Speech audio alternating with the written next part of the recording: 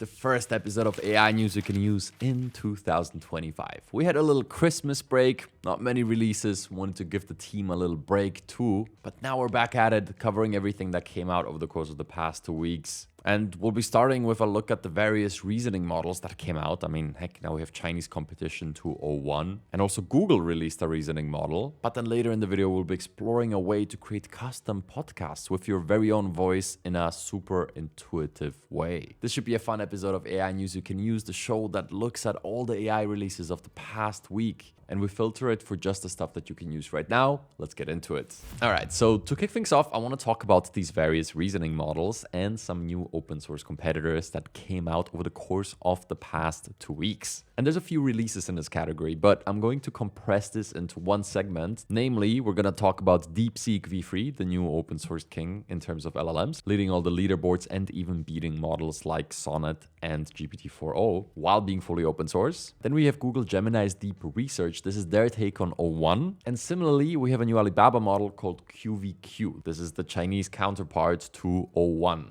with the slight twist that they focus on reasoning over visual inputs, not just text inputs. And the reason I want to talk about these together is because they obviously are all trying to catch up with what OpenAI released with O1 and now the O3 preview that we got in December. As you might know, all ChatGPT Plus subscribers now have access to O1, and on the new Pro tier, you get O1 Pro. But the problem with demoing these things, testing these things, is that, yeah, they're really good at reasoning over specialized problems, and most people don't have complex coding questions or specific scientific inquiries as a part of their routine, and therefore these models are not as useful to them as they might initially seem. And now that we're getting a plethora of models, I had an idea of how we could tackle this as a community and how we could solve this question of what could I use this for? What are other people using this for? And that idea is running another public challenge over the course of January. So the stream for that is already scheduled. I'm going to be hosting that this coming Monday, but you can already check out the challenge, and I'll be doing these once a month. In other words, I will be asking people to submit various use cases for these models like O1, QVQ72B, or Gemini Deep Research, and then the most useful ones will get prizes, and the entire community gets to see what people are actually using this stuff for. I think overall that's just a great idea. And look, I wish I could go in here and give you the specific examples of how to use this, or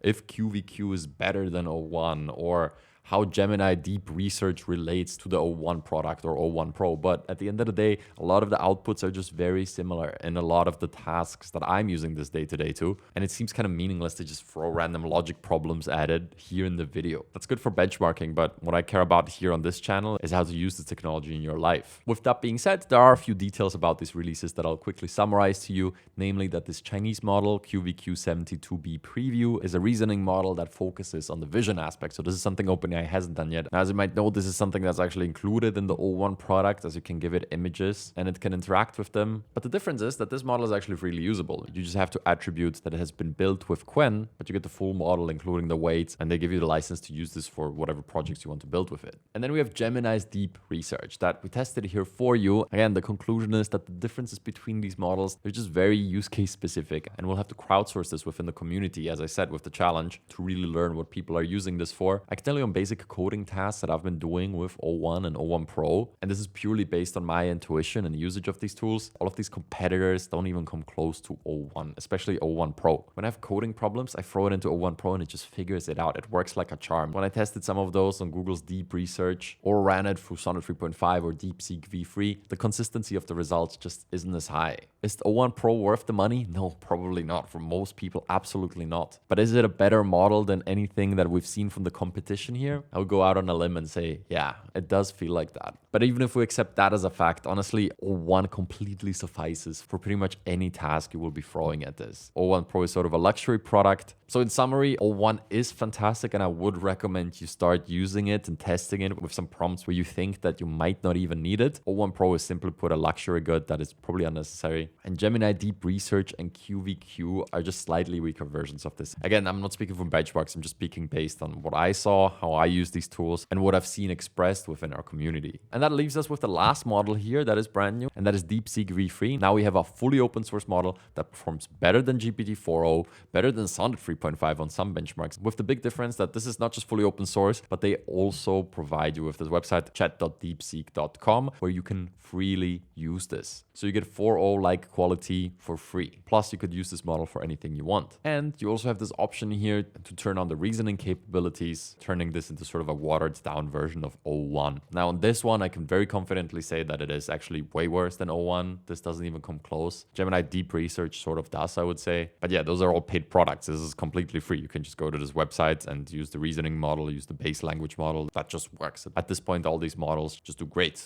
But you probably know that if you're consuming this video right now. Yeah, and there you go. That's all the news on the latest model releases that happened over Christmas and the last week of 2024. Again, check out the upcoming stream and the challenge we'll be running to see what this community that views these videos is actually using these models for, because they are very useful, but always for very specific situations. And I can't wait to hear from maybe even you on how you have used these to enhance your life. Lately, I've seen a lot of interest in running AI locally, whether it's for privacy, security, or just knowing that you always have the AI available, even if something is wrong with OpenAI servers, like during the recent Sora launch or the outages in December. But to take advantage of the latest local LLMs, you do need a proper setup. And if you're looking to upgrade your rig or are in the market for a new laptop, let me introduce you to the Ryzen Pro from AMD, the sponsor of today's video. Now, the great thing here is that the AMD Ryzen Pro checks off all the boxes when it comes to AI readiness. It is optimized to run AI locally. It has enterprise-grade security, top-of-the-line graphics, and provides all-day battery life. Predictably, my favorite thing about this is the built-in AI readiness. They're truly designed from the ground up with AI as the end goal here. They've got a combination of a dedicated NPU, GPU, and CPU that lets you run AI-powered apps directly on your PC without needing to offload stuff to other devices or the cloud. But even apart from the AI aspects, the Ryzen Pro processor is fantastic at anything else you might want from a processor, like security or battery life. There's a built-in AMD secure processor that verifies code before it runs it, helping ensure that your data stays safe. And that just comes along with many other security features, like the AMD memory guard. Ryzen Pro processors can give you up to 29 hours of battery life in a laptop. That is a lot of time. You can work or play all day and then some. Plus, they also make life easier for IT teams that are all on the same processor, with features designed to minimize disruption and reduce support costs. So whether you want to use AI applications for yourself or as a team, the Ryzen Pro helps you keep things running smoothly. And here's the best part. Check this out. They're actually letting you try out this processor inside of a laptop for free. Yeah, you heard that right. They will lend you a laptop for free so you can see if this is something for you. No strings attached here. So if you're ready to rethink your workplace with the AMD Ryzen Pro, hit up the free loaner offer from the link in the video description below. A big thank you to AMD for sponsoring today's video. And now let's move on to the next piece of AI news that you can use. Okay, this is just a super quick feature, but Midjourney shared some of these Sref codes. If you're not familiar, you can think of these as a very specific style that is captured inside of this preset that you can access by using one of these Sref codes in the end. These are literally the 6 most used codes of the year. So these are the styles that people have been using the most inside of Midjourney. If you like any single one of these 6, you can simply include this at the end of your Midjourney prompts, and it is behind a paid wall. But I thought this was a wonderful thing for them to share with the public because these Sref codes are truly powerful. We have a set that we use for the AI Advantage branding. And if you ever want to create graphics that look consistent, this is a great way to do it. And here you can simply use one of these codes. And now you're at least aware of the fact that these are the popular codes that people have been using all year. Okay, on to the next story, which is one that I'm quite passionate about myself because I really like NotebookLM. And they're extending it with a new feature. We're not going to be focusing on that because I don't think it's that big of a deal, but it's basically this interactive mode they're adding. So you can participate in the podcast that NotebookLM will generate for you. If you're not familiar, it's an app where you add a bunch of sources and then it summarizes them in a quite advanced manner and turns that into a human-like sounding podcast. Now you can join a conversation. You turn on the mic and you talk to the 2 podcast hosts. So you can think of it as continuing a ChatGPT conversation. You're just doing it with a voice interface. So quickly wanted to point that out, but it perfectly transitions into the main story that I wanted to highlight here, which is ElevenLabs shipping like crazy. And I don't know, at this point, I would like to make a little disclaimer that, hey, ElevenLabs never sponsored this channel whatsoever, but they keep shipping so many features. And the quality of these products is so high that I just love featuring them. And that's what we do in this show. Just to reiterate something that I've often said and is very important to me. Every single thing that we've done at the Advantage that has ever been sponsored, we clearly communicated. That's a thing that is extremely important to me. me and you can hold me accountable to that. With that being said, here's the new projects feature, which is essentially NotebookLM, but with way more customizations. So you can create these podcasts, but you get control over the dialogue, you get control over the voices, you can use your own custom voices. Let's have a brief look at this together here. Basically, if I log into my ElevenLabs account and I go into the application, this thing has been extending. I remember a year ago, there was basically just a voice creation. Now you can do things like this. And this is the feature I'm referring to. They call it GenFM. It comes under this orange icon that says create a podcast. And I'm just going to take a random Wikipedia article here, the article on New Year's. And I'm going to put this in as the input URL. And in my headphones, I should hear these voices. A single rose can be my garden. And then Jessica. If you spend your whole life waiting for the storm, you'll never... So how about we change this up? We keep Chris, but Jessica, we're going to switch out for my very own custom voice, which sounds like this. As we are liberated from our own fear, our presence automatically liberates others. Okay, and one little pro tip when using some of these custom voices, we played around with all of these, is you want to actually go to the turbo model. And if you don't need multilingual, just go with turbo V2. That just has the highest quality and makes way more of a difference than some of these quality differences that are hidden behind the more expensive plans. Standard will do it for now, and I'll just simply say generate, and it will look at this article and come up with a script and do the voices by itself. Now here's the kicker. Once it's done, I will be able to actually edit the text, which is something that you can't do in NotebookLM. They have this customize feature where you can prompt and change the whole thing, but you don't get a text editor interface where you really get to dial in what the podcast hosts say. And of course, you don't get the ability to use a custom voice, like my own voice that I trained into this. And there you go. Took about 3 minutes. Let's all listen. Today, we're exploring how cultures around the world mark the passage of time in ways you might never have imagined. Well, that's certainly an intriguing way to kick off our discussion. I'm curious to hear more about these diverse traditions. And in this case, you might want to play with the stability here. This is something that NotebookLM does really well. It just legitimately sounds human because you get the intonation, they do the little pauses. You can get a little bit of that with these sliders. Well, that's certainly an intriguing way to kick off our discussion. I'm curious to hear more about these diverse traditions. As you can see, the pacing there sounds more natural than before. And that's basically it. You can go ahead and you can edit this transcript. And then once you're happy with this, you could go ahead and convert this into a project. In this case, I'm just going to shorten it so it happens faster. Say convert project. And then it's automatically going to render our audio file for us. So that was pretty fast. Let's have a quick listen here. And in some areas, Easter was considered the start of the new year. You can imagine how confusing that must have been. Yeah, I can see how that would lead to some serious calendar chaos. So when did other parts of the world start celebrating on January 1st? Pretty good. And that's my voice right there. So definitely something you can do inside of NotebookLM. And now you know how to do it too.